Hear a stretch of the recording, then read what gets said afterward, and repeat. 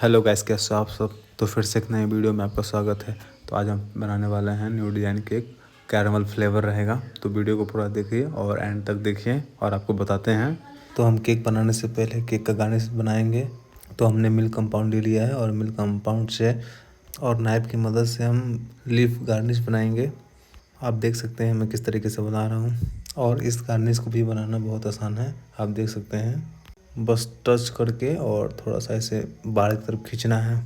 तो आप देख सकते हैं हमने गार्निश बना लिया है। अब इसे थोड़ा मोड़ करके और गार्निश हमारा बन चुका है। अब हम इसे थोड़ी देर के लिए फ्रिज में रख देंगे सेट होने के लिए। 15 से 20 मिनट में सेट हो जाएगा आसानी से। और केक हमारा कैरमल फ्लेवर है, तो आप देख सकते हैं हमने केक को लेयर कर लिया था। अब इसे आइसिंग करेंगे कैरमल फ्लेवर बना करके।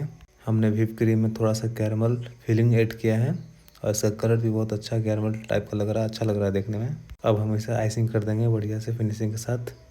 और आप वीडियो में बने रहे और वीडियो को पूरा देखें अंत तक।